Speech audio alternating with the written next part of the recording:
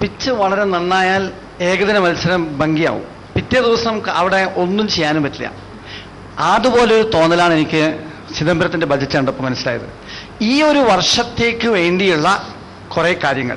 പക്ഷെ പൂർണ്ണമായും ഒരു വർഷത്തേക്ക് നിന്ന് മാത്രം ഞാൻ പറയാനും അനുവദിക്കുന്നില്ല. കാരണം വേണമെങ്കിൽ നമുക്ക് ആ ദിവസം എന്തെങ്കിലും പ്രശ്നം ഉണ്ടായി അടുത്ത ദിവസം ഏകദിന മത്സരം എക്സ്റ്റെൻഡ് ചെയ്യാമെങ്കിൽ അതിനും ഒരു പ്രൊവിഷൻ അദ്ദേഹം ഉണ്ടാക്കിയിട്ടുള്ള 2-3 കാര്യങ്ങൾ ഞാനിവിടെ പറയാൻ ആഗ്രഹിക്കുന്നു. ഒന്ന്, അദ്ദേഹം ഉപയോഗിച്ച ഒരു പ്രധാനപ്പെട്ട കാര്യം, ഒരു ചേഞ്ച് വന്നിട്ടുണ്ട്. എന്താ പറയണത്, ബാക്ക്വേർഡ്നെസ്, പിന്നോക്കാവസ്ഥ നിർണ്ണയിക്കാനുള്ള ഒരു കൃത്യമായ മാനദണ്ഡം അദ്ദേഹം മാറ്റം വരുത്തിയിട്ടുണ്ട്. കാരണം ഇത്രയും കാലം നമ്മൾ പിന്നോക്കാവസ്ഥയുടെ ഏറ്റവും പ്രധാനപ്പെട്ട ഒരു മാനദണ്ഡമായി എടുത്തിരുന്നത് പോപ്പുലേഷൻ്റെ ഡെൻസിറ്റിയാണ്, ഡെൻസിറ്റി ഓഫ് പോപ്പുലേഷൻ. പിന്നെ നോൺ അഗ്രികൾച്ചറൽ ഓക്യുപ്പേഷൻസ്, അതിൽ എത്ര പേര് ഉപയോഗിക്കുന്നു. അതായത് ഒരു സ്ഥലത്ത് മൊത്തം തൊഴിലാളികളുടെ 75% നോൺ അഗ്രികൾച്ചറൽ ഓക്യുപ്പേഷൻസ് ആണെങ്കിൽ മാത്രമേ ബാക്ക്വേർഡ്നെസ് മാറുന്നുള്ളൂ എന്നുള്ളത്.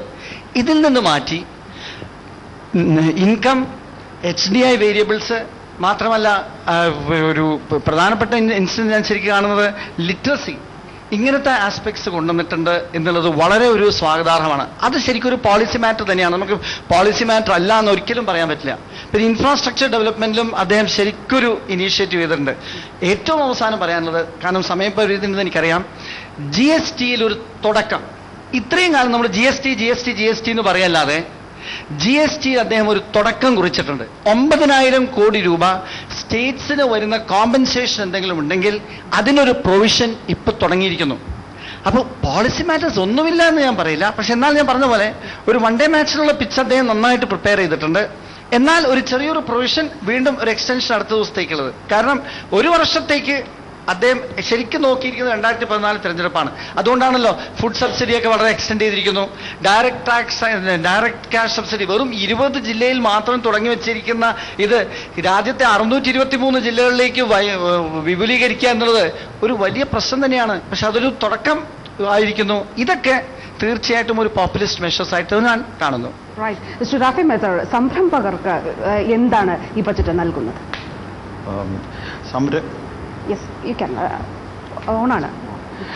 ഈ ബഡ്ജറ്റ് തീർച്ചയായും എല്ലാവരും ഡിസ്കസ് ചെയ്ത പോലെ ഒരു പോപ്പുലസ് ബഡ്ജറ്റാണ്. നമ്മൾ പ്രതീക്ഷിച്ചിരുന്നതും അതുതന്നെയാണ്, ഒരു ഇലക്ഷൻ മുമ്പിൽ കണ്ടുകൊണ്ടുള്ള. ഇതിൽ കൂടുതലും ഞാൻ ശ്രദ്ധിച്ചത് കൂടുതലും റൂറൽ ഡെവലപ്മെൻറ്റ്, അങ്ങനെ ഒരു ഇലക്ഷന് മുമ്പിൽ കണ്ടിട്ടുള്ള ഒരുപാട് സ്കീംസാണ് നല്ലത് തന്നെ. അതിൻ്റെ അപ്പുറം കോർപ്പറേറ്റ് സെക്ടർ ഒട്ടും ഹാപ്പി അല്ല. എന്താണെന്ന് വെച്ചാൽ സ്റ്റോക്ക് മാർക്കറ്റ് കാലത്ത് അപ്പായിരുന്നു, ഇപ്പോൾ ഡൗൺ ആണ്. സ്വർണത്തിനെ പറ്റിയാണ് 2 ഡിസ്കഷനും മേജറായിട്ടുണ്ടായത്. ഐ എം എ ബിൽഡർ, പക്ഷെ ഞാൻ അതിനെപ്പറ്റി ആദ്യം ഡിസ്കസ് ചെയ്യുന്നില്ല. ഞാൻ ഇതിൽ ഏറ്റവും നല്ലൊരു വശമായിട്ട് ശ്രദ്ധിച്ചതും കഴിഞ്ഞ ആളൊക്കെ കേരളത്തിന് മാത്രം ലൂസ് ചെയ്തതുമായിട്ടുള്ള വശം ചന്ദ്രപിള്ള സാറുണ്ട്, അതുകൊണ്ട് ഇത് ഡിസ്കസ് ചെയ്യാം. ഏകദേശം 1 lakh crore and 9 lakhs employment, അങ്ങനത്തെ ഒരു ഇതുണ്ടായിരുന്നു.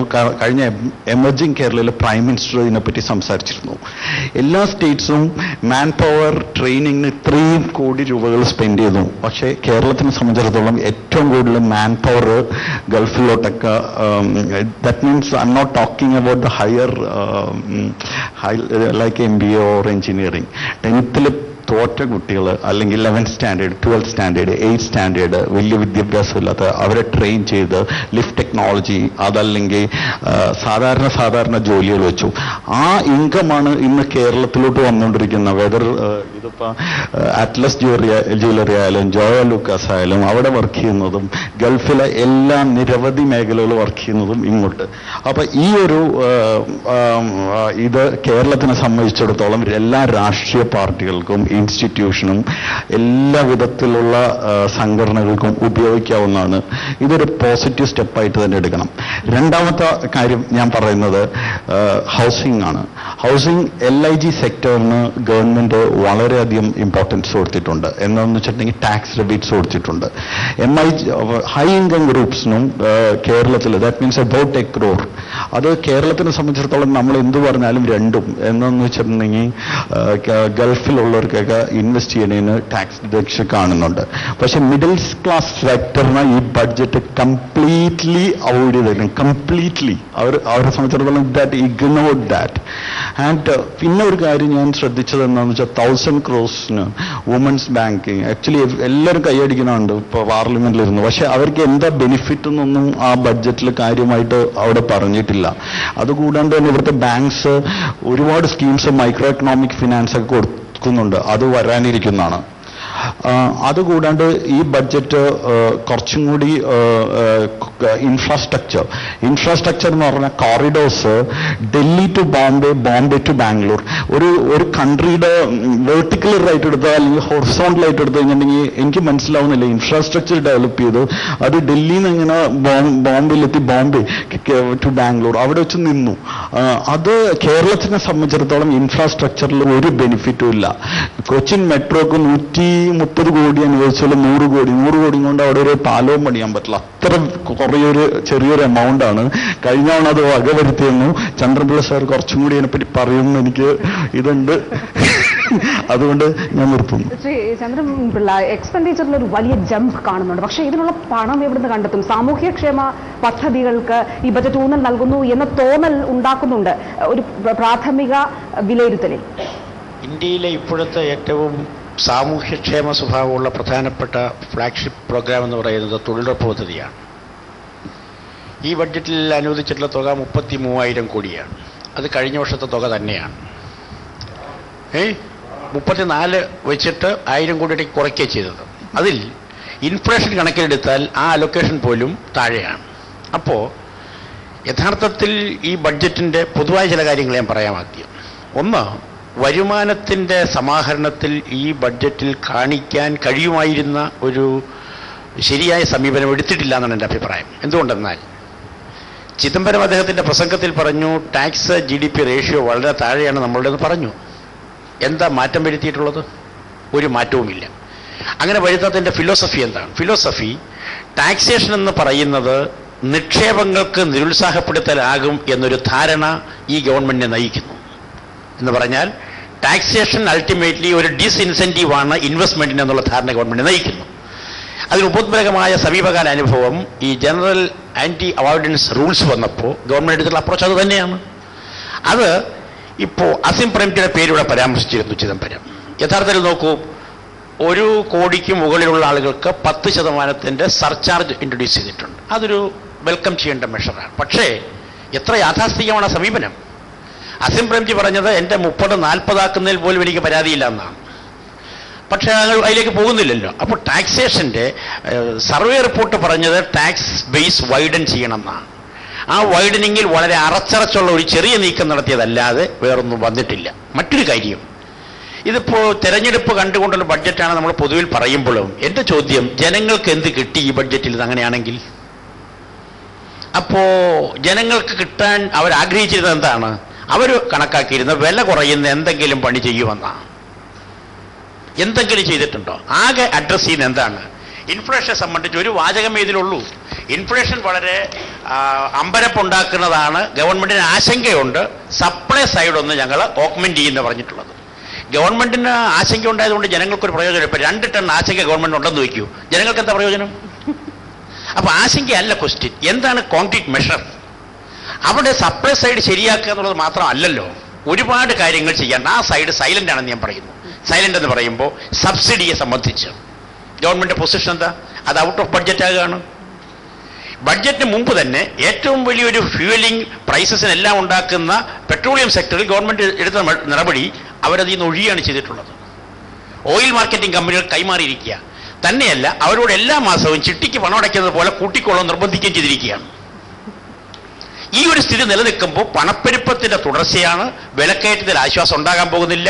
എന്നാൽ എന്തൊക്കെ ഉണ്ടായിരുന്നൊരു പുകമറ സൃഷ്ടിച്ചിട്ടുണ്ട്. കോൺക്രീറ്റായി ജനങ്ങൾക്ക് സഹായമാകുന്നു. ഒരെണ്ണം ഞാൻ സമ്മതിക്കുന്നു, എന്താ 10,000 കോടി രൂപ ഫുഡ് സെക്യൂരിറ്റി ആക്ടിവിറ്റീസിന് വേണ്ടി മാറ്റിവെച്ചിട്ടുണ്ട്. ഇന്ത്യയെ പോലെ രാജ്യത്ത് വളരെ ചെറിയ തുകയാണത്.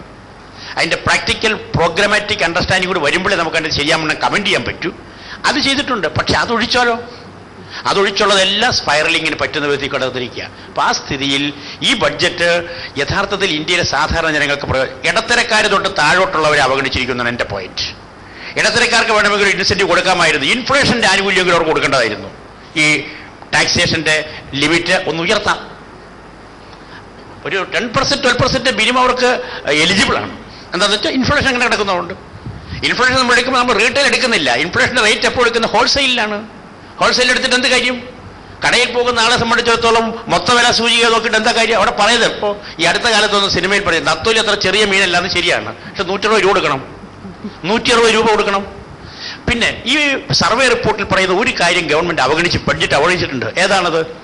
Manufacturing sector. നമ്മൾ കാച്ചപ്പ് ചെയ്യാത്തൊരു ഏരിയയാണ് ഇപ്പോഴും. ബ്രിക്ക് രാജ്യങ്ങളെല്ലാം വണ്ടർ കാണിക്കുന്നത് എങ്ങനെയാണ്? അവരുടെ നാച്ചുറൽ റിസോഴ്സസും ഹ്യൂമൻ റിസോഴ്സസും കൂടി അവർ ശരിയാവണ്ണം സിങ്ക്രണൈസ് ചെയ്യുന്നു. നമുക്കത് കഴിയുന്നില്ല. നമ്മളിപ്പോഴും ഇതിനകത്ത് കൊടുത്തിരിക്കുക ക്യാപിറ്റൽ ഗുഡ്സ് 0 ഡ്യൂട്ടിയിൽ ഇമ്പോർട്ട് ചെയ്യാമെന്നാണ് പറഞ്ഞിരിക്കുന്നത്. ഇലക്ട്രിക്കൽ ഗുഡ്സ് ശരിയാണോ? ഇന്ത്യയുടെ മാനുഫാക്ചറിങ് കോമ്പിറ്റൻസിനെ ഒന്ന് തൊടാൻ, ഇന്ത്യയുടെ ഡെമോഗ്രാഫിക് ഡിവിഡൻഡിനെ ഒന്ന് പ്രയോജനപ്പെടുത്താൻ ഒരു നടപടിയുമില്ലല്ലോ. എല്ലാ സെക്ടറിലും മെഷീൻ ടൂൾസ് വരെ ഇവിടെ ഇമ്പോർട്ട് ചെയ്യുകയാണ്. മെഷീൻ ടൂൾസ് ഇമ്പോർട്ട് ചെയ്യുന്ന ഏതെങ്കിലും രാജ്യം ലോകത്ത് മെച്ചപ്പെടുമോ? മെഷീൻ ടൂൾസിൽ 1 കോടി രൂപ മുടക്കിയാൽ 100 കോടിയാണ് മാനുഫാക്ചറിങ്ങിന്റെ ഡെവലപ്മെന്റ്. ഞാൻ എന്റെ സയൻസ് ഒരു ധാരണയുമില്ല ഗവൺമെന്റ്. എന്നിട്ട് ഇമ്പോർട്ട് മതി എന്ന് കണക്കാക്കുമ്പോൾ നമ്മുടെ മാനുഫാക്ചറിംഗ് സെക്ടർ നമ്മൾ കൈയൊഴിയുന്നു, ജനങ്ങളെ കൈയൊഴിയുന്നു, ഒട്ടേറെ കാര്യങ്ങളുണ്ട്. അല്ല ഞാൻ തന്നെ പറഞ്ഞുകൊണ്ടത് ശരിയാവില്ല. അതുകൊണ്ട് ശ്രീ ബാബു കലുവയിൽ, നികുതി നിരക്കുകളിൽ മാറ്റമില്ല, സ്ലാബുകളിൽ മാറ്റമില്ല, പക്ഷെ ഒരു ടാക്സ് റിഫോം കമ്മീഷൻ അതിനുള്ള നിർദ്ദേശമുണ്ട്. നേരത്തെ ശ്രീ ചന്ദ്രപിള്ള പറഞ്ഞതുപോലെ സാമ്പത്തിക സർവേയിൽ ഉള്ള പ്രധാനപ്പെട്ട നിർദ്ദേശത്തെ അവഗണിച്ചിരിക്കുകയാണ്. എങ്ങനെ പ്രതികരിക്കും? ഒരു കാര്യം വളരെ വ്യക്തമാണ്. നികുതി ഘടനയെ സംബന്ധിച്ച് ഡയറക്റ്റ് ടാക്സ് കോഡ് ഈ ബഡ്ജറ്റ് സെഷനിൽ തന്നെ കൊണ്ടുവരുമെന്ന് ധനകാര്യമന്ത്രി പ്രഖ്യാപിച്ചിട്ടുണ്ട്. അതുകൊണ്ട് നികുതി ഘടനയിലുള്ള സമൂലമായ മാറ്റങ്ങളെല്ലാം ഡയറക്റ്റ് ടാക്സ് കോഡിലേക്ക് പെൻഡിങ് വെച്ചിരിക്കുകയാണെന്നുള്ളത് വളരെ വ്യക്തമാണ്. എന്നിരുന്നാൽ പോലും ഇപ്പോൾ അടിസ്ഥാന നികുതി രഹിത വരുമാന പരിധി 2 ലക്ഷം രൂപയാണ്. അത് 2,20,000 രൂപയായിട്ട് ഉയർത്തിയിട്ടുണ്ട്. അത് ഉയർത്തിയത് 2,000 രൂപ ടാക്സ് റിബേറ്റ് കൊടുത്തുകൊണ്ടാണ്. അപ്പം to that extent there is a basic exemption limit increase and also that has been ഈ ടാക്സ് റിബേറ്റ് 5 ലക്ഷം രൂപ വരെയുള്ള എല്ലാ വരുമാന വിഭാഗക്കാർക്കും കൊടുത്തിട്ടുണ്ട്. ഇപ്പം നിലവിൽ 2 ലക്ഷം മുതൽ 5 ലക്ഷം വരെ 10%. അതിൻ്റെ 5 ലക്ഷം വരെ ഉള്ളവർക്ക് അത് എഫക്റ്റീവായിട്ട് 9.33% ആയിട്ട് കുറയും. 2.5 ലക്ഷം വരെ ഉള്ളവരെ സംബന്ധിച്ച് average tax rate will be only 6.7%. അപ്പം ആ ആദ്യത്തെ സ്ലാബിൽ he has given a concession. എന്നാൽ വരുമാനം പരിധി കൂടുതലുള്ളവരെ സംബന്ധിച്ച് 1 കോടി രൂപയിൽ കൂടുതൽ വരുമാനമുള്ള എല്ലാ നികുതി വിഭാഗക്കാരുടെയും സർചാർജ് 10% 5% നിന്ന് 10% വർദ്ധിപ്പിച്ചു. അതുപോലെ തന്നെ കോർപ്പറേറ്റ് സർചാർജ് 10 കോടി രൂപയിൽ കൂടുതൽ വരുമാനമുള്ളവർക്കെല്ലാം 10% വർദ്ധിപ്പിച്ചു. അങ്ങനെ ചെയ്തുകൊണ്ടായിരിക്കണം ഈ പ്രധാനമായിട്ട് നമുക്കറിയാം സർചാർജിലാണ് അങ്ങനെ മാറ്റം വരുത്തിയത്. അതിലൂടെ 13,300 കോടി രൂപ ആ ഒരൊറ്റ മെഷറിൽ കൂടെ കണ്ടെത്താൻ പറ്റി. അപ്പോൾ തീർച്ചയായിട്ടും സാധാരണക്കാരനെ അധികം ബുദ്ധിമുട്ടിക്കാതെ. ആൻഡ് ധനകാര്യമന്ത്രി പറഞ്ഞ ഒരു കാര്യം വളരെ സത്യമാണ്. ഇന്ത്യയിലെ മറ്റ് വികസിത രാജ്യങ്ങളെ വെച്ച് കണക്കാക്കുമ്പോൾ ടാക്സ് ബേസ് നികുതി കൊടുക്കുന്ന വരുമാന ഉള്ളവരുടെ percentage compared to the total population വളരെ വളരെ കുറവാണ് മറ്റേത് രാജ്യത്തെ വെച്ചും. അതുകൊണ്ട് അങ്ങേരും പറഞ്ഞു നികുതി ഘടന പരിഷ്കരിക്കാൻ ഉദ്ദേശിക്കുന്നത് കൂടുതൽ ആൾക്കാരെ നികുതി വലയത്തിലേക്ക് ഉൾപ്പെടുത്തിക്കൊണ്ടാണ്. അപ്പം അതൊരു വളരെ വെൽക്കമായിട്ടുള്ള ഒരു സജഷനാണ്. പിന്നെ സാധാരണക്കാരെ സംബന്ധിച്ച് ഏറ്റവും പ്രയോജനപ്പെടുന്ന ഒരു കാര്യം 1.5 ലക്ഷം രൂപ വരെയാണ് ഇപ്പോൾ ഹൗസിംഗ് ലോണിൻ്റെ ഇൻട്രസ്റ്റ്. അത് 2.5 ലക്ഷം രൂപ ആക്കിയിട്ടുണ്ട്. എത്ര നാളത്തേക്കാണെന്ന് പറഞ്ഞിട്ടില്ല. 1 lakh rupees അഡീഷണൽ ഇൻട്രസ്റ്റ് കിഴിവ് കൊടുക്കുമെന്ന് പറഞ്ഞിട്ടുണ്ട്. അപ്പോൾ അത് തീർച്ചയായിട്ടും ഹൗസിംഗ് മേഖലയിൽ വലിയ ഒരു കുതിപ്പ് തീർച്ചയായിട്ടും മാന്യം അനുഭവിക്കുന്ന ഒരു മേഖലയാണ് ഹൗസിംഗ് മേഖല. അവരെ സംബന്ധിച്ച് വളരെ നല്ല ഒരു കാര്യമായിട്ട് കരുതാൻ പറ്റും. ഞാൻ താങ്കളിലേക്ക് തിരിച്ചു വരാം. പാനലിലുള്ള ഏക സ്ത്രീ പ്രതിനിധിയായ ശ്രീമതി സുജ കാർത്തികയോടാണ്. ഇതൊരു വിമൻ ബജറ്റാണ് എന്ന് ആക്ഷേപം തന്നെയുണ്ട്. നിർഭയ പദ്ധതിക്കായി തുക മാറ്റിയിരിക്കുന്നു. പക്ഷെ അതിൽ ശ്രീ റാഫി മേത്ര പറഞ്ഞതുപോലെ അതിലൊരു വ്യക്തതയില്ല എന്ത് ചെയ്യും എന്നത് സംബന്ധിച്ച്. മാത്രമല്ല വനിതകൾക്ക് മാത്രമായിട്ടൊരു ബാങ്ക് എങ്ങനെ വിലയിരുത്തുന്നു ബജറ്റിനെ? ആക്ച്വലി അത് ബഡ്ജറ്റ് ഫിനാൻസ് മിനിസ്റ്റർ അവതരിപ്പിച്ചപ്പോൾ ഈ ഒരു പോയിന്റ് പറഞ്ഞപ്പോൾ അത്രയും നേരം വെറുതെ ഇരുന്ന ഒപ്പോസിഷൻ ലീഡറായ സുഷമ സ്വരാജ് വരെ കൈയടിച്ചു എന്നുള്ളതാണ് അതിന്റെ ഒരു എന്താ പറയുക ഒരു നല്ല കാര്യമായി ഞാൻ കണ്ടത്. കാരണം ഈ ഒരു കാര്യത്തിലെങ്കിലും അവര് തമ്മിലൊരു ഒരു കൺസെൻസസ് ഉണ്ടല്ലോ എന്ന്. സ്ത്രീകൾക്ക് വേണ്ടി സ്ത്രീകൾ നടത്തുന്ന ഒരു ബാങ്ക് നല്ല ആശയമാണ്, പ്രൊവൈഡഡ് ഇറ്റ് മെറ്റീരിയലൈസസ്. അത് പ്രാബല്യത്തിൽ വരണം. എന്താണോ ആ ബാങ്ക് ഉദ്ദേശിക്കുന്നത് അത് നടത്താൻ സാധിച്ചാൽ തീർച്ചയായിട്ടും അത് നല്ലൊരു ആശയമാണ്. അതേപോലെ നിർഭയ സ്കീം സ്ത്രീകളുടെ സുരക്ഷിതത്വം ഉറപ്പാക്കാനായിട്ട് പണം ചെലവാക്കുന്നു. കൂടുതൽ പോലീസ് സ്റ്റേഷൻസോ എന്താണ് അതിന്റെ മോഡാലിറ്റീസ് നമുക്ക് വ്യക്തമല്ല. അതും എന്താ പറയാ ക്ലിയർ ആവാണ്ട് അതിനെക്കുറിച്ച് കമന്റ് ചെയ്യുന്നത് I think it's too early. പക്ഷേ പലതിലും സ്ത്രീകളെ ഒരു എന്താ പറയുക ഈ ഫോർ എക്സാമ്പിൾ എത്ര ക്യാഷ് നമുക്ക് ക്യാരി ചെയ്യാം എന്നുള്ള എയർപോർട്ടിൽ വേറൊരു രാജ്യത്തേക്ക് ട്രാവൽ ചെയ്യുമ്പോൾ പുരുഷന്മാർക്ക് 50,000 സ്ത്രീകൾക്ക് 1,00,000 സ്വർണം കൊണ്ടുപോകുന്നതിനും ഒക്കെ സ്ത്രീകൾക്കൊരു പ്രത്യേക പരിഗണന കഴിഞ്ഞ മുൻകാല ബഡ്ജറ്റുകളിലെ വെച്ച് നോക്കുമ്പോൾ ഒരു പ്രത്യേക പരിഗണനയുണ്ട്. ചിലപ്പോൾ ഒരു ജീവിതം തന്നെ എന്താ പറയാ ത്യാഗം ചെയ്യേണ്ടി വന്നു ഇങ്ങനെ ഒരു സ്ത്രീകൾക്ക് ഒരു ഇമ്പോർട്ടൻസ് കിട്ടാൻ വേണ്ടി. പിന്നെ എൻ്റെ ഞാൻ എഡ്യൂക്കേഷൻ സെക്ടറിനെ റെപ്രസെന്റ് ചെയ്യുന്ന ഒരു വ്യക്തിയാണ്. അപ്പൊ എഡ്യൂക്കേഷൻ സെക്ടറിന്റെ 2-3 കാര്യങ്ങൾ ഈ ബഡ്ജറ്റിൽ വന്നതെന്ന് പറഞ്ഞാൽ ഒരു വളരെ പോപ്പുലിസ്റ്റ് ആയിട്ടുള്ള രീതിയിൽ, വളരെ സെക്യുലർ ആയിട്ടുള്ള രീതിയിൽ 4 യൂണിവേഴ്സിറ്റിക്ക് 100 കോടി വെച്ച്, Aligarh Muslim university, Banaras Hindu university and Tata institute of social സയൻസസിന് 100 കോടി വെച്ച് അവരുടെ ഡെവലപ്മെന്റിന് വേണ്ടി കൊടുത്തിട്ടുണ്ട്. അതേപോലെ തന്നെ സർവീസ് ടാക്സിന്റെ നെഗറ്റീവ് ലിസ്റ്റിലേക്ക് വൊക്കേഷണൽ ട്രെയിനിങ് കൊടുക്കുന്ന കോളേജുകളെയും വിദ്യാഭ്യാസ സ്ഥാപനങ്ങളിലെയും ഉൾപ്പെടുത്തിയിട്ടുണ്ട്, വിച്ച് ഇസ് ഗുഡ്. ബാങ്കുകൾക്ക് വേണ്ടി വേറൊരു നല്ല കാര്യം ഞാൻ കണ്ടത്, MSME സെക്ടറിനെ പ്രൊമോട്ട് ചെയ്യാൻ വേണ്ടി 2-3 നല്ല പദ്ധതികൾ, അതായത് ടാക്സ് എക്സംഷൻസ് ഫോർ 3 years.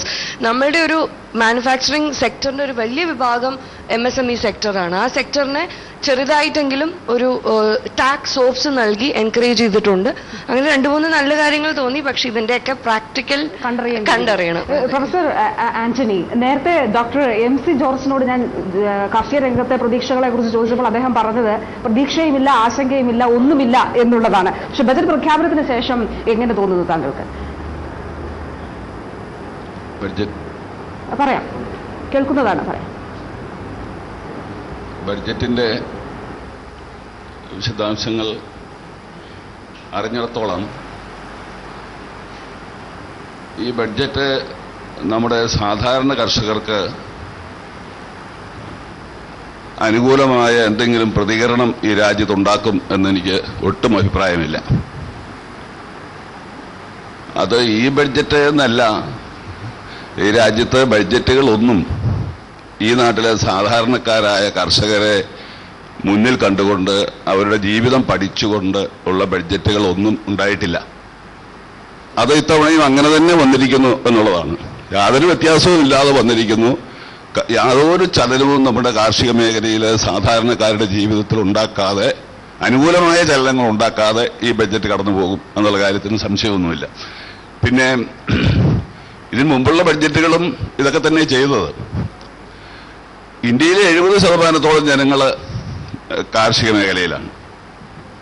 അതില് ചെറുകിട നാമമാത്ര കർഷകരാണ് ഈ രാജ്യത്ത് അധികവും. 60%-70%-അടുത്ത ആളുകളുണ്ട്.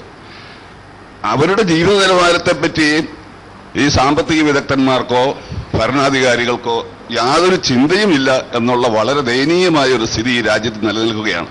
കേരളത്തിന് വേണ്ടി പ്രത്യേകിച്ചുള്ള 75 കോടി രൂപ നാളികേര അതേക്കുറിച്ച് പറയുന്നുണ്ട്. ഇന്ന് കേരളത്തിലെ കേര കർഷകർ നേരിടുന്ന പ്രശ്നങ്ങളുമായി താരതമ്യം ചെയ്യുമ്പോൾ 75 കോടി കൊണ്ട് ഒന്നും ചെയ്യാനില്ല. പക്ഷേ ആ 75 കോടി വെച്ചതിന് ഞാൻ അഭിനന്ദിക്കുകയാണ്, നല്ല കാര്യമാണ്. പക്ഷേ ഈ 75 കോടി ആ മേഖലയിൽ ഒന്നുമല്ല എന്നുള്ളതാണ് കാര്യം. എല്ലാ ജില്ലകളിലും കേര വികസനത്തിനുള്ള ഏർപ്പാടുകളൊക്കെ ചെയ്യാൻ പോകുന്നു എന്നൊക്കെ പറയുന്നുണ്ട്. അതെല്ലാം ഈ ഓഫീസുകൾ കൊണ്ടും ഉദ്യോഗസ്ഥന്മാരും കൊണ്ടും ഈ 75 കോടിയും തീരും. യഥാർത്ഥ കർഷകന് 5 പൈസയുടെ പ്രയോജനം ഇനിയും കിട്ടാൻ പോകുന്നില്ല എന്നുള്ള ദുഃഖകരമായ സത്യം ഇവിടെ വരാൻ പോവുകയാണ്. യാതൊരു സംശയവും ആ കാര്യത്തിലില്ല. പിന്നെ മറ്റൊരു പ്രധാനപ്പെട്ട കാര്യം എന്ന് പറയുന്നത്, ഈ സാധാരണക്കാരുടെ ജീവിതം അവർക്ക് അനുകൂലമായ ഒരു ബഡ്ജറ്റ് ഉണ്ടാക്കാനായിട്ട് കഴിഞ്ഞില്ല. യാതൊരു ആനുകൂല്യവും കാർഷിക മേഖലയ്ക്ക് സാധാരണക്കാർക്ക് കിട്ടിയിട്ടില്ല. വളത്തെ സംബന്ധിച്ചാകട്ടെ കഴിഞ്ഞ 2 വർഷത്തിനുള്ളിൽ വളത്തിന്റെ വില ഏതാണ്ട് 200-300% വർദ്ധിച്ചിരിക്കുകയാണ്. കാർഷിക മേഖലയിൽ തൊഴിലെടുക്കുന്നതിന് ആളുകൾ ഇല്ലെന്നായിക്കൊണ്ടിരിക്കുകയാണ്. ഭക്ഷ്യോൽപാദനം അനുദിനം കുറഞ്ഞുകൊണ്ടിരിക്കുന്നു. നാണ്യവിളകളുടെ ഉൽപാദനം കുറഞ്ഞുകൊണ്ടിരിക്കുന്നു. നാണ്യവിളകൾ ഇവിടെ ആവശ്യത്തിന് ഉൽപ്പാദിപ്പിക്കുമ്പോഴും പുറത്തുനിന്ന് വീണ്ടും ഇറക്കുമതി ചെയ്ത് അവരെ വീണ്ടും ഉപദ്രവിക്കുന്ന സമീപനം നിലനിൽക്കുന്നു. ഇത്തരം കാര്യങ്ങളെക്കുറിച്ചൊന്നും പറയാതെ ഇവിടുത്തെ 70%-75% ജനങ്ങളെയും അവഗണിച്ചുകൊണ്ട് കുറച്ച് സമ്പന്നന്മാരെയും അതുപോലുള്ള ആളുകളെയും ഉദ്യോഗസ്ഥവർഗത്തെയും സ്ഥിര വരുമാനക്കാരെയും മാത്രം സഹായിക്കുന്ന തരത്തിലുള്ള ഈ ബഡ്ജറ്റ് കൊണ്ട് എന്ത് പ്രയോജനം? ജനത്തിന് എന്ത് പ്രയോജനം? ജനങ്ങൾക്ക് ഒരു കാര്യവും ഈ ബഡ്ജറ്റിലില്ല, സാധാരണ ജനങ്ങൾക്കില്ല എന്നുള്ളൊരു നിലപാടാണ് എനിക്കുള്ളത്. പിന്നെ വായ്പാ സിസ്റ്റം, കർഷകർക്കുള്ള വായ്പ ഇന്ന് 4% എന്നൊക്കെ പറയുന്നുണ്ട്. 12 മുതൽ 16% വരെ വായ്പ കൊടുക്കാതെ ഇന്ന് ഇവിടെ കർഷകർക്ക് വായ്പയെടുത്ത് കൃഷി ചെയ്യാൻ കഴിയുന്നില്ല. 16% വായ്പയെടുത്ത് കൃഷി ചെയ്ത് എന്ത് ലാഭം ഉണ്ടാക്കാൻ കഴിയും എന്നാണ് നമ്മൾ മനസ്സിലാക്കുന്നത്. 5 പൈസയുടെ പ്രയോജനം കർഷകർക്ക് ഉണ്ടാക്കാൻ കഴിയില്ല. കാർഷിക മേഖല ഒന്നിനൊന്നിന് പുറകോട്ട് പോകും. തൊഴിലുറപ്പ് പദ്ധതിക്ക് വെച്ച അത്രയും പണം പോലും കാർഷിക മേഖലയുടെ ഉറപ്പിന് വേണ്ടി ഈ ബഡ്ജറ്റിലില്ല. തൊഴിലുറപ്പിനുള്ള പ്രാധാന്യവും കൃഷിയുടെ പ്രാധാന്യവും നമുക്കിവിടെ പുറമെ പറയുമ്പോൾ പറയില്ലെങ്കിൽ നമുക്കൊക്കെ ഉള്ളുകൊണ്ടറിയാമല്ലോ. തൊഴിലുറപ്പിനാണോ പ്രാധാന്യം, കാർഷിക ഉറപ്പിനാണോ പ്രാധാന്യം? അതിനുള്ള പണം പോലും ഇവിടെ വെച്ചിട്ടില്ല. അതുകൊണ്ട് ഈ ബഡ്ജറ്റിനെ ഞാൻ ഒട്ടും അനുകൂലിക്കുന്നില്ല. ഞാൻ ചർച്ചയിലേക്ക് തിരിച്ചു വരാം. 2ാം UPA സർക്കാരിന്റെ അവസാന സമ്പൂർണ്ണ ബജറ്റ് നമുക്കായി കരുതി വെച്ചിരിക്കുന്നത് എന്താണ്? ചർച്ച തുടരും വളരെ പെട്ടെന്ന് ഒരു ചെറിയ ഇടവേളയ്ക്ക് ശേഷം. Budget 2013 brought to you by Manappuram gold loan in association with Doha Brokerage. Better investments, better life. ചിദംബരത്തിന്റെ ബജറ്റ് രാജ്യത്തെയും ജനങ്ങളെയും എങ്ങനെ ബാധിക്കും? ധനമന്ത്രി KM മാണിയും മുൻമന്ത്രി തോമസ് ഐസക്കും വിശകലനം ചെയ്യുന്നു. വൈകിട്ട് 6:30 ഇന്ത്യ വിഷനിൽ. കേരള സംസ്ഥാന ഭാഗ്യക്കുറി സമ്മർ ബമ്പർ 2013. 1ാം സമ്മാനം 2 കോടി രൂപ, 2ാം സമ്മാനം 250 പവൻ തങ്കം, 25 പവൻ വീതം 10 പേർക്ക്. 3ാം സമ്മാനം 5 ലക്ഷം രൂപ, 1 ലക്ഷം വീതം 5 പേർക്ക്. മറ്റനവധി സമ്മാനങ്ങളും. ടിക്കറ്റ് വില 100 രൂപ. നറുക്കെടുപ്പ് 6/3/2013. കേരള സംസ്ഥാന ഭാഗ്യക്കുറി വിശ്വസ്തതയിൽ 1ാമത്.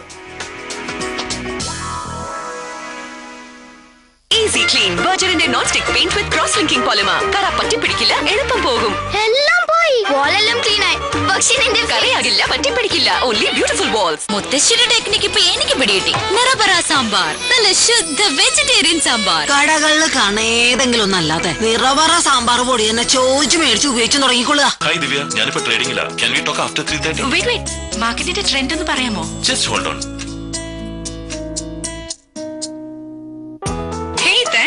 നിന്റെ അഡ്വൈസ് കൊണ്ട് നല്ല പ്രോഫിറ്റ് ഉണ്ടായിട്ടോ. മാർക്കറ്റിനെ അടുത്തറിയുന്ന DBFS-ലെ ഞങ്ങളുടെ ടീമിന് നിങ്ങളെ ശരിയായ നിക്ഷേപങ്ങളിലേക്ക് നയിക്കുവാനാകും. DBFS, better investments, better life. Wig ഇല്ല, ഹെയർ ട്രാൻസ്പ്ലാന്റിംഗ് ഇല്ല. മുടിയുടെ ഉള്ളുകുറയലിന് പരിഹാരം 2 മിനിറ്റിൽ. സീറ്റസ് കെരാറ്റിൻ ഹെയർ തലയിൽ സ്പ്രെഡ് ചെയ്യുന്നു. പൂർണ്ണമായും ജാപ്പനീസ് ടെക്നോളജിയിൽ വികസിപ്പിച്ചെടുത്ത സീറ്റസ്.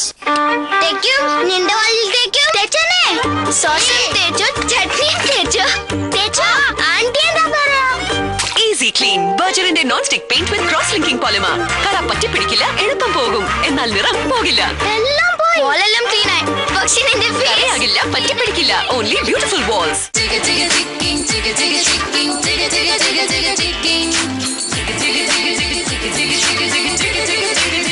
Chicken, fried chicken. Easy clean ബർജറിന്റെ non stick paint with cross linking polymer. കറ പറ്റിപ്പിടിക്കില്ല, എളുപ്പം പോകും. എല്ലാം പോയി, വാളെല്ലാം ക്ലീൻ ആയി. പക്ഷേ നിന്റെ കറയാകില്ല, പറ്റിപ്പിടിക്കില്ല. Only beautiful walls. ഓരോ ചുവടും ആത്മവിശ്വാസത്തോടെ ആവട്ടെ. റൂട്ട് റോയ്സ്, ഇനി പാദങ്ങളും ചിരിക്കും. ആരെയാണെങ്കിലും ബെസ്റ്റ് ആണെങ്കിൽ ജനം പറയും സൂപ്പർ വട സൂപ്പർ വട. ഇനിയിപ്പോ പൈപ്പിന്റെ കാര്യത്തിലാണെങ്കിലും ജനം തന്നെ പറയും. ബാത്റൂമിലൊക്കെ എത്ര നല്ല ഫിറ്റിംഗ്സ് വെച്ചിട്ട് എന്താ കാര്യം? അകത്തുള്ള പൈപ്പ് ക്വാളിറ്റി ഉള്ളതായിരുന്നു. ISI മുദ്രയുള്ള ശക്തിമാൻ പൈപ്പാണ് ഞാൻ ഉപയോഗിക്കുന്നത്. Shaktimaan super. Shaktimaan super. ISI മുദ്ര പരസ്യത്തിലല്ല, പൈപ്പിൽ തന്നെയുള്ള ശക്തിമാൻ സൂപ്പർ തന്നെ സൂപ്പർ.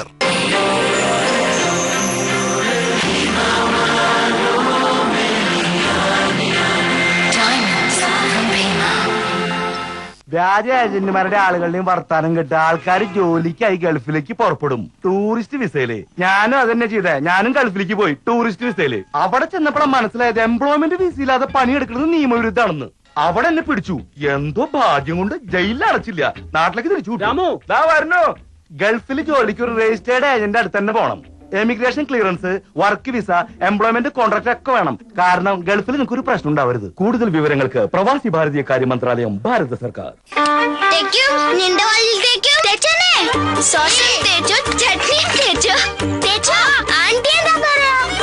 ഈസി ക്ലീൻ ബർജറിന്റെ non stick paint with cross linking polymer. കറ പറ്റി പിടിക്കില്ല, എളുപ്പം പോകും, എന്നാൽ നിറം പോകില്ല. കറയാകില്ല, പറ്റി പിടിക്കില്ല. Only beautiful walls. ചിദംബരത്തിന്റെ ബജറ്റ് രാജ്യത്തെയും ജനങ്ങളെയും എങ്ങനെ ബാധിക്കും? ധനമന്ത്രി കെ എം മാണിയും മുൻമന്ത്രി തോമസ് ഐസക്കും വിശകലനം ചെയ്യുന്നു. വൈകിട്ട് 6:30 ഇന്ത്യ വിഷനിൽ. Budget 2013 brought to you by Manappuram gold loan. ഇനി എന്തിന് tension? in association with Doha Brokerage. Better investments, better life.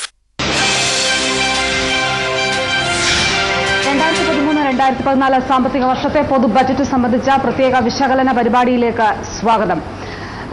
Shri S Jose, infrastructure ഡെവലപ്മെന്റിന്, അടിസ്ഥാന സൗകര്യ വികസനത്തിന് ഒന്നും ഈ ബജറ്റിൽ ഉള്ളതായി കാണുന്നില്ല. പിന്നെ എങ്ങനെ ഇത് സംരംഭകരെ അല്ലെങ്കിൽ നിക്ഷേപകർക്ക് അനുകൂലമായ ഒരു സാഹചര്യം ഇത് ഒരുക്കുന്നുണ്ട്? എങ്ങനെയാണ് താങ്കളുടെ വിലയിരുത്തൽ? ഒരിക്കലും ഇത് സംരംഭകർക്ക് യോജിച്ച രീതിയിലുള്ള ഒരു ബഡ്ജറ്റ് അല്ല. എന്നാൽ ഇവിടെ പല ബഡ്ജറ്റിനും നോക്കിയല്ല സംരംഭകർ വന്നിരുന്നെന്നുള്ളതുകൊണ്ട് ഇനിയും ഞങ്ങളെപ്പോലുള്ള സംരംഭകർ ജീവിക്കാൻ വേണ്ടി എവിടെയെങ്കിലുമൊക്കെ ഇൻവെസ്റ്റ് ചെയ്തു പോകും. മറിച്ച് ഈ ബഡ്ജറ്റിനെ പ്രതീക്ഷിച്ചത് അടുത്ത തെരഞ്ഞെടുപ്പെങ്കിലും കണ്ടുകൊണ്ട് വീണ്ടും അധികാരത്തിൽ കയറുവാൻ പറ്റുന്ന രീതിയിലുള്ള ഒരു സാഹചര്യം UPIക്ക് ഉണ്ടാക്കിയെടുക്കാൻ ഈ ബഡ്ജറ്റ് സാധിക്കുമെന്ന് വിചാരിച്ചിരുന്നു. അതിൻ്റെ ഒരു ഗുണം കിട്ടുമെന്ന് നാട്ടുകാരും വിചാരിച്ചു. അതുണ്ടായിരുന്നില്ല എന്നുള്ളതാണ്. അദ്ദേഹം ഒരു 1.5 മണിക്കൂർ പ്രസംഗിച്ചത് ഈ നമ്മൾ മുളക്, മല്ലി, കടുക് എന്നൊക്കെ പറയുന്ന പോലെ കുറേ കാര്യങ്ങളെ കുറിച്ചൊക്കെ ഇങ്ങനെ പറഞ്ഞിരുന്നു. അവസാനം 15 മിനിറ്റ് കൊണ്ട് നികുതിയും പറഞ്ഞ് അവസാനിപ്പിച്ചിരിക്കുന്നു. അപ്പോൾ ഈ കുറേ നേരം ഇങ്ങനെ സംസാരിക്കുമ്പോൾ എന്തോ ഇവിടെ നടത്താൻ പോകുന്നു എന്നുള്ള സാഹചര്യങ്ങളുണ്ട്. എന്തായാലും ഒരു ഭരണാധികാരികൾ ഇവിടെ എന്തെങ്കിലുമൊക്കെ ചെയ്തു കൊടുക്കണം ക്ഷേമപ്രവർത്തനങ്ങൾ. അപ്പം നിലവിലുള്ള ക്ഷേമപ്രവർത്തനങ്ങളാൽ എന്താ കൂടിയെന്ന് വെച്ച് കഴിഞ്ഞാൽ വളരെ നിസ്സാരമായിട്ടുള്ളതും കാര്യമായിട്ടൊന്നും ഉണ്ടായിട്ടില്ല. ഒരു രാജ്യത്തിൻ്റെ ക്ഷീണകാലത്ത് എങ്ങനെയാണ് അതിന് ഉയർത്തിയെടുക്കണം എന്നുള്ള രീതിയിലുള്ള ഒരു സാമ്പത്തിക ശാസ്ത്രം ഇതിനകത്ത് എവിടെയും കാണാനുണ്ടായിരുന്നില്ല. നമുക്ക് ഡെഫിസിറ്റ് ഉണ്ട്, ആ ഡെഫിസിറ്റ് എങ്ങനെ കുറക്കാൻ കഴിയും, അതിനെക്കുറിച്ച് സ്റ്റോക്ക് എക്സ്ചേഞ്ചിൽ കാണുന്നില്ല അപ്പ് ആൻഡ് ഡൗൺ ഇങ്ങനെ കുറേ കാര്യങ്ങൾ നോക്കിയിരിക്കുന്നതല്ലാതെ ശാസ്ത്രീയമായി റിസർച്ച് നടത്തിക്കൊണ്ട് ഈ നല്ലൊരു ബഡ്ജറ്റ് ഉണ്ടാക്കാൻ അദ്ദേഹത്തിന് കഴിഞ്ഞിരുന്നില്ല. അധികാരത്തിൽ വരുമോ ഇല്ല എന്നല്ല കാര്യം. ഇന്നത്തെ ആധുനിക ലോകത്തെ സംബന്ധിച്ചിടത്തോളം ഒബാമയുടെ നമുക്ക് കണ്ടാണ്, അദ്ദേഹം അധികാരത്തിൽ വീണ്ടും തിരിച്ചു വരുമോ എന്ന് പോലും സംശയം ഉണ്ടായിട്ട് എന്തുകൊണ്ട് അദ്ദേഹം തിരിച്ച് വീണ്ടും വന്നിരിക്കുന്നു. എന്നാൽ വലിയ അത്ഭുതങ്ങളൊന്നും അദ്ദേഹത്തിന്റെ കാലത്ത് ഉണ്ടാക്കാൻ കഴിഞ്ഞില്ല. പക്ഷേ ഇതുപോലെ ശാസ്ത്രീയമായ രീതിയിൽ അവലോകനം ചെയ്തൊരു നല്ലൊരു സാമ്പത്തിക ശാസ്ത്രജ്ഞന്റെ രീതിയിലുള്ള ഒരു കാഴ്ചപ്പാടോടുകൂടി, ദീർഘകാല കാഴ്ചപ്പാടോടുകൂടി, ഷോർട്ട് ടൈം ലോങ് ടൈം എന്നുള്ള നിലയിൽ ഇവിടെ തന്നെ തുടങ്ങാൻ പറ്റുന്ന പല പദ്ധതികളും, പ്രത്യേകിച്ച് അടിസ്ഥാന സൗകര്യ വികസനത്തിൽ അവിടെ മാത്രം ഡെവലപ്മെന്റ് വന്നാൽ ധാരാളം ജോലികളും അതുപോലെ ചെലവ് ചെയ്യാനുള്ള സൗകര്യങ്ങളും ഉണ്ടാവും. ഇവിടെ ഇത് ഇല്ല. അതാണ് നമ്മുടെ ഏറ്റവും വലിയ സംഭവം. ഇവിടെ വരുമാനം വരണമെങ്കിൽ എവിടെയെങ്കിലുമൊക്കെ ചെലവ് ചെയ്യുകയും ആ വരുമാനം മറ്റുള്ളവരുടെ കയ്യിൽ കൂടി വന്ന് നമ്മുടെ രാജ്യത്ത് വളർച്ച ഉണ്ടാക്കാൻ സാധിക്കും. അത് വെറും സാധാരണ ഒരു ഒരു ഒരു രീതി എന്ന് മാത്രമാണ്. അത്തരം ഒരു കാര്യങ്ങളിൽ എവിടെയും പോയതായിട്ട് കാണാതെ ഇത് വെറുതെ നമ്മളെ ഒന്ന് പറ്റിക്കുന്നു. പക്ഷേ ഇത് പറ്റിക്കലല്ല, തീർച്ചയായും വലിയ തിരിച്ചടി UPI ഗവൺമെന്റ് ഈ ബഡ്ജറ്റിനോട് മനസ്സിലാക്കി ഇതിന്റെ ചൂടാറും മുമ്പ് കിട്ടും എന്നാണ് എനിക്ക് പറയാനുള്ളത്. ശ്രീ വി എസ് പ്രദീപ്, നേരത്തെ ശ്രീ റാഫി മേത്തർ ഇവിടെ സൂചിപ്പിച്ച വളരെ പ്രസക്തമായ ഒരു കാര്യം കോറിഡോറുകൾ സംബന്ധിച്ച് ഡൽഹി, മുംബൈ, ബാംഗ്ലൂർ, ഇന്ത്യയുടെ ജോഗ്രഫിക്കൽ ലൊക്കേഷൻ അല്ലെങ്കിൽ അതിനെ കണക്കിലെടുക്കാതെയുള്ള ആസൂത്രണം, അത് ഈ ബജറ്റിലും അത്തരത്തിൽ ഒരു ദീർഘവീക്ഷണവും അല്ലെങ്കിൽ മുന്നോട്ടുള്ള ഒരു വർഷത്തെ ഏകദിന പിച്ചാണ് ഒരുക്കിയിരിക്കുന്നത് എന്ന് പറയുമ്പോൾ അതിനോട് താങ്കൾ പൂർണ്ണമായി യോജിക്കുന്നുണ്ട്? പറയാം. Thank you George. ഈ ഞാൻ ലോജിസ്റ്റിക് ഇൻഡസ്ട്രിയെ റെപ്രസെന്റ് ചെയ്യുന്നു, എക്സിം കമ്മ്യൂണിറ്റിയെ റെപ്രസെന്റ് ചെയ്യുന്നു. തീർച്ചയായിട്ടും ഇൻവെസ്റ്റേഴ്സിന്റെ ഭാഗത്തു നിന്നായിരിക്കും ഞാൻ ചിന്തിക്കുക. ഈ ഇന്ത്യയിലെ ഏറ്റവും നമ്മൾ ആഗോള ഈ മാന്ദ്യത്തെക്കുറിച്ചും മറ്റും പറഞ്ഞുകൊണ്ട് കഴിഞ്ഞ പ്രാവശ്യത്തെ ബഡ്ജറ്റ് നമ്മൾ തടി തപ്പുകയായിരുന്നു. ഈ കൊല്ലം നമുക്കത് പറയാം. അടുത്ത വർഷം നമ്മളത് പറയാനായിട്ട് ഈ രാജ്യത്തിൽ നിന്ന് നാവ് പൊങ്ങുമോ എന്നുള്ളതാണ് നമ്മുടെ ഒരു ക്വസ്റ്റ്യൻ. ബേസിക്കലി ഇപ്പൊ അമേരിക്കയിലും യൂറോപ്പിലും ഒക്കെ ഉണ്ടായ മാന്ദ്യമാണ് ഇങ്ങോട്ട് വന്നേക്കുന്നത്. അത് പറയാതിരിക്കാൻ പറ്റില്ല, കാര്യം അതുകൊണ്ടാണ് പറയുന്നത്. അവിടെ ഒരു ടെററിസ്റ്റ് അറ്റാക്ക് ഉണ്ടായി കഴിഞ്ഞിട്ട് ജനങ്ങൾ പ്രതികരിച്ചു, അതിന് പിന്നീടുണ്ടായിട്ടില്ല. അതേപോലെ സാമ്പത്തിക മാന്ദ്യം ഉണ്ടായെങ്കിൽ അതിനെ മറികടക്കാനുള്ള GDP ഇപ്പോഴും ഏറ്റവും കൂടുതൽ രാജ്യമാണ് അമേരിക്ക, 17.5 18%. അപ്പൊ അങ്ങനെ അവിടെ എല്ലാം അതിനെ തടുത്തു നിർത്താനുള്ള ഇതുണ്ടെങ്കിലും നമ്മളിപ്പോഴും എക്കണോമിക്സ് അല്ല സംസാരിക്കുന്നത്. ഈ ലോജിസ്റ്റിക്സ് സ്റ്റുഡൻറ് അല്ലെങ്കിൽ MBA സ്റ്റുഡൻസ് ഒക്കെയാണ് ഇവിടെ ഇരിക്കുന്നതെന്ന് എനിക്ക് തോന്നുന്നു രാജഗിരിയിലെ.